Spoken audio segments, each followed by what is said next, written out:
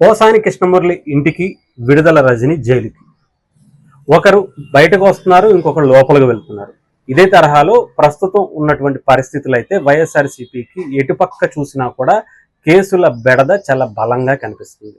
వాళ్ళు చేసినటువంటి అవినీతి అక్రమాల కేసుల్లో ఎన్నైతే ఇబ్బందులు ప్రజలను పెట్టి ప్రజల దగ్గర నుంచి దాచుకుందామని చెప్పి అనుకున్నారో, అధికారం పోయిన తర్వాత ముఖ్యంగా ఎన్డీఏ కూటమి, తెలుగుదేశం ప్రభుత్వం కావచ్చు, ఎన్డీఏ కూటమికి సంబంధించినటువంటి ప్రభుత్వం చాలా బలంగానే మాట్లాడుతుంది, చాలా బలంగానే వ్యవహరిస్తుంది అనడంలో ఎటువంటి సందేహం లేదు.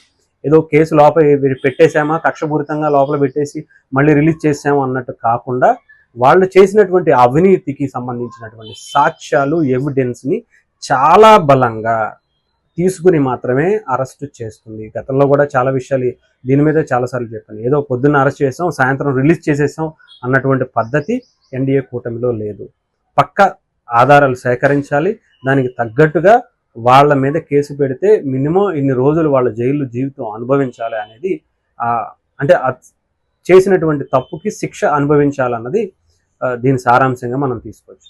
సో ఇప్పుడు ఏదైతే విడుదల రజనీ గారు ఒక స్టోన్ క్రషర్కి సంబంధించినటువంటి యాజమాన్యాన్ని బెదిరించి వాళ్ళ దగ్గర నుంచి 2 కోట్లకు పైగానే వసూలు చేశారన్న దాంట్లో ఆమె మీద వచ్చినటువంటి అభియోగాలకి సాక్ష్యాలను కూడా సేకరించి దాంట్లో A1గా ఆమెని, A2గా ఒక జాషువా అనే ఒక ఐపీఎస్ అధికారిని, 3వ వ్యక్తిగా విడుదల రజనీ గారికి సంబంధించినటువంటి కుటుంబ సభ్యుడిని, ముగ్గురిని పెట్టి ఇప్పుడు ఏసీబీ దీనికి ముందుకు వెళ్తున్నట్టుగా తెలుస్తుంది. చాలా బలంగానే కేసు కూడా ముందుకు వెళ్తుంది. ఇప్పటికే పోసాని కృష్ణమురళి జైల్లో పర్యటన చేసుకుని ఆయన ఏదైతే 16 కేసుల్లో నిందితుడిగా నోరు ఉంది కదా అని ఇష్టం వచ్చినట్టు మాట్లాడేసి అత్యంత హీనమైనటువంటి భాషను మాట్లాడి గొడవలు సృష్టించే విధంగా, ఇక్కడ కులాల మధ్య, ప్రాంతాల మధ్య గొడవలు పెట్టే విధంగా ఆయన చేసినటువంటి వ్యాఖ్యలను చూస్తూ ఆయన దాదాపు 4 రోజులు అవుతుంది ఆయన జైలుకి వెళ్ళడం జరిగింది.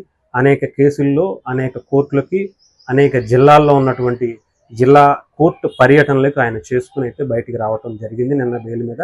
వెంటనే అది ఆయన బయటకు వచ్చారో లేదో ఇంకొక కేసు వైఎస్ఆర్సీపీ తరపు నుంచి రెడీగా జైలుకి వెళ్ళడానికి సిద్ధంగా ఉన్నటువంటి విడుదల రజనీ గారు కూడా గత కొద్ది రోజులుగా ఈ కేసు డెఫినెట్గా ఉండబోతుంది, దీని మీద హింట్స్ వస్తూ ఉన్నాయి, ఆవిడని అరెస్ట్ చేస్తారని చెప్పి అనుకుంటున్నటువంటి పరిస్థితి ఉన్నప్పుడే విడుదల రజనీ గారు కూడా దాన్ని ఆమె నన్ను టార్గెట్ చేసుకుని కక్షపూరిత రాజకీయాలు చేస్తున్నారు, అక్కడ ఎంపీ లావు కృష్ణదేవరాయలు గారు ఇద్దరు కూడా టార్గెట్గా నన్ను డైరెక్షన్లోనే నన్ను అరెస్ట్ చేస్తున్నారు అని చెప్పి.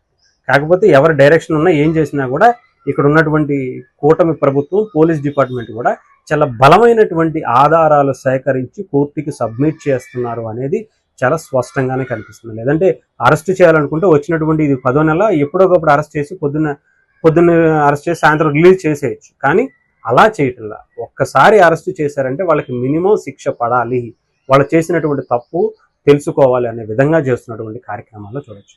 సో ఇకపోతే వైఎస్ఆర్సీపీకి పార్టీకి సంబంధించినటువంటి ఎవరైతే ఉన్నారో మనం గతంలో కూడా చాలా మందిని చూసుకొచ్చాడు.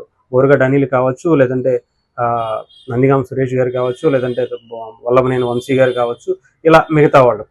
సో ఇకపోతే ఇవన్నీ పక్కన పెడితే ఇంకొక విషయం ఏంటంటే, జగన్మోహన్ రెడ్డి గారిని గతంలో నేను చెప్పినట్టుగా టచ్ చేస్తే ఎవరైతే జగన్మోహన్ రెడ్డి గారికి ఆయన అవినీతికి సహకరించి ఒత్తాసు పలికి ఆ పార్టీలో ఉన్నారో వాళ్ళందరూ కూడా జైలు ఊచలు లెక్క పెట్టడం అనేది కామన్గా మారిపోతుంది. జగన్మోహన్ రెడ్డి గారు ఏదైతే జైలుకి బెయిల్కి చాలా అవినాభావ సంబంధం ఏర్పరచుకున్నారో, అదే తరహాలో ఆ పార్టీలో ఉన్నటువంటి నాయకులందరూ కూడా ఆ అవినాభావ సంబంధాన్ని ఏర్పరచుకుని ఎలిజిబిలిటీ, వైఎస్ఆర్సీపీ పార్టీ అసలు సిసలైన నాయకుడిగా ఎలిజిబిలిటీ సంపాదించుకోవడానికి ఇలాంటి కార్యక్రమాలు చేయటం, అవినీతి సంబంధించో లేదంటే వేరే విధంగా వాళ్ళకి సంబంధించినటువంటి అనేక కార్యక్రమాల్లో పాల్గొంటేనే వైఎస్ఆర్సీపీలో ఎలిజిబిలిటీ ఉందనగా అయితే కనిపిస్తున్నటువంటి సమాచారం. సో విడుదల రజనీ గారు ఈరోజు కూడా లైన్లో ఉన్నట్టుగా, చాలామంది ఉన్నట్టుగా అయితే కూడా తెలుస్తున్నటువంటి పరిస్థితి.